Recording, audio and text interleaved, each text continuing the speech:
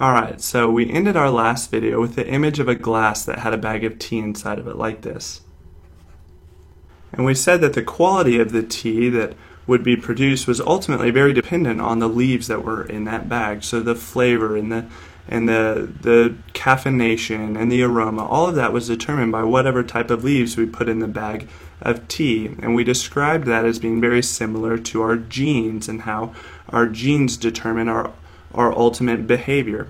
But that's not the leaves aren't the only thing that factor into the quality of that overall tea. We described also the hot water, because the hot water is going to pull out that flavor, and it's going to pull out that caffeine, and it's going to pull out that aroma, and ultimately contribute to the overall quality of the tea. And so we use this image to relate to the genetic and the environmental components of behavior, and we introduced how challenging of a concept it is separating the environmental and the genetic components.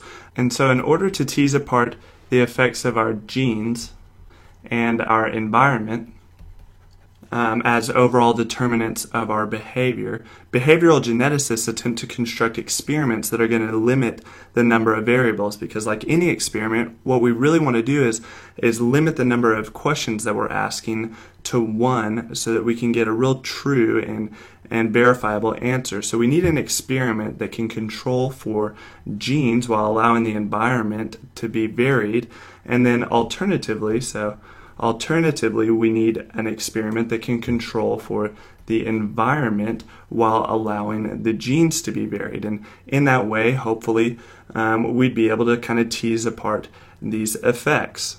And so nature has actually conveniently set up some pretty good studies that help us to control for these. And the first one we're going to talk about are twin studies.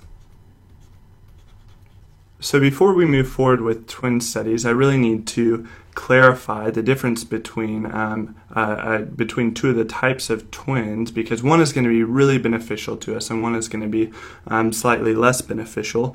With the two different types of twins, I'll need two different ladies.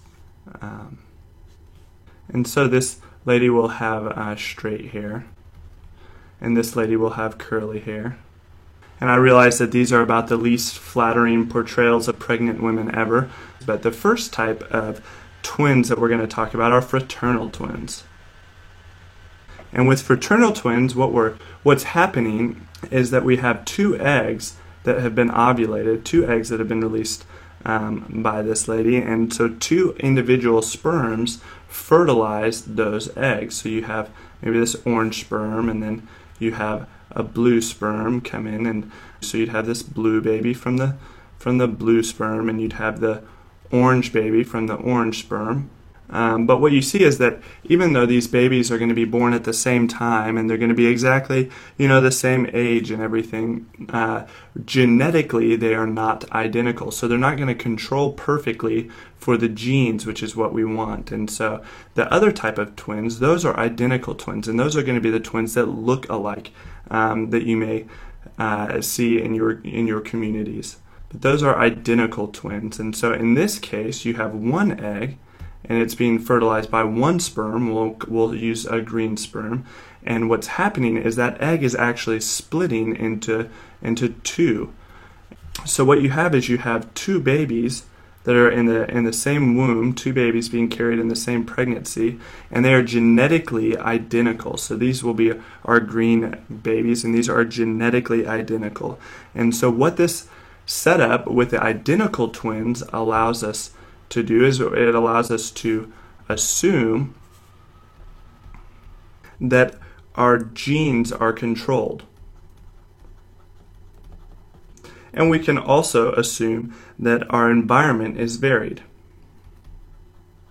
The general thought is that you take a set of identical twins and you look for shared interesting traits, especially those that play into behavior like personality or temperament or athleticism. And we kind of assume that their environments are different because, they breathe different air and they walk on different parts of the road and they get sneezed on unequally, etc. And if we determine that the traits that we're interested in show a high degree of similarity, between these twins, especially compared to maybe non-twin siblings, then we can assume that that similarity is attributed to the shared genes, and thus that the traits that we were looking at are highly influenced by genes.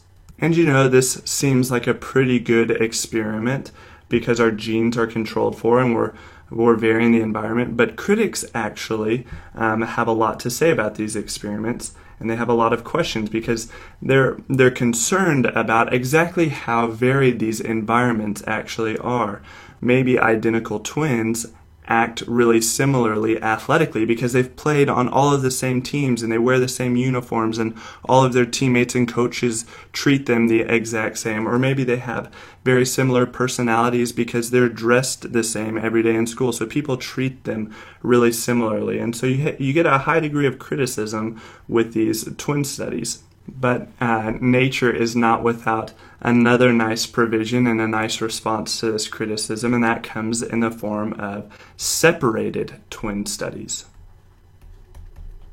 And so what that describes is maybe these twins actually get separated at birth and they get raised in completely different environments.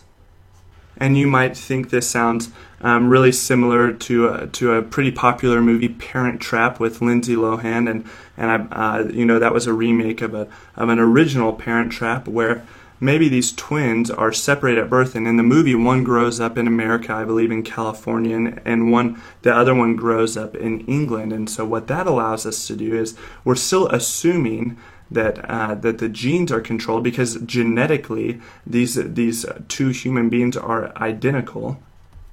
But now even more so we can assume that this environment is actually varied.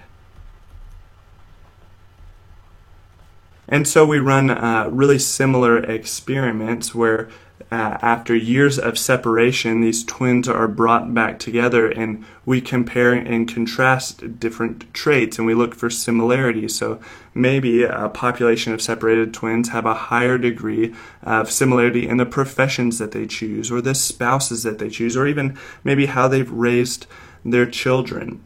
But as these studies were done and as the results kind of came in and people were initially overwhelmed and really impressed, criticism again kind of started poking into these studies, and they started questioning, exactly how varied was the environment if both of these twins, say, were raised in Western cultures.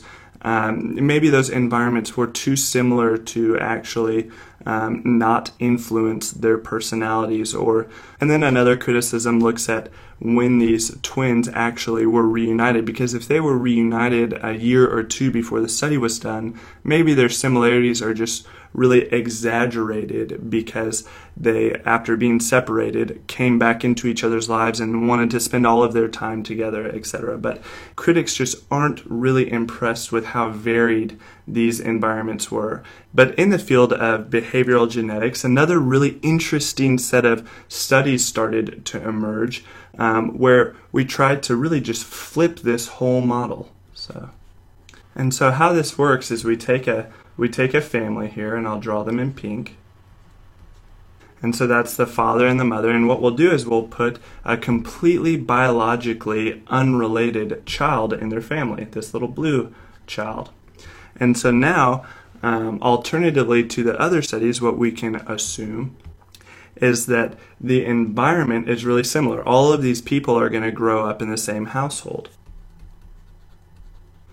And what we're able to do now is we can vary the genes. And you might see that this is set up for perfectly in adoption.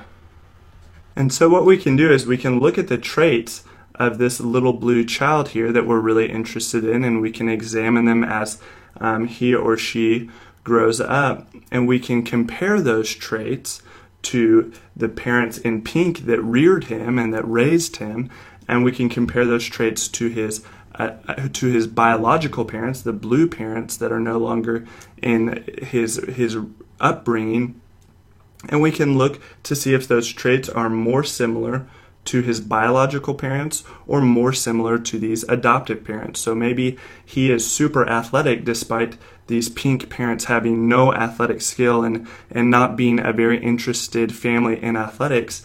and we look and see, oh my gosh, his blue biological parents were track stars in college. Or we might say that, he's extremely shy, even though he's in a really, really vivacious and outgoing family.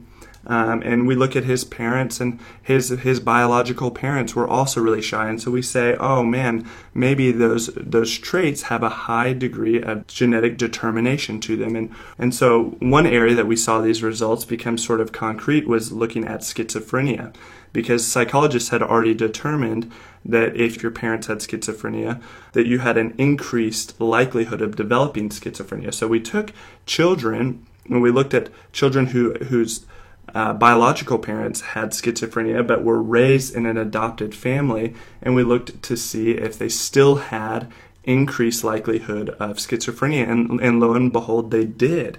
And so that allowed us to determine that, schizophrenia really does have a high degree of genetic determination to it. And so there are criticisms of all of these studies, twin studies and separated twin studies and adoption studies, but combined they start to give us a really clear picture of what degree of the variability in personality and in behavior is ultimately determined by our genetic versus environmental determination.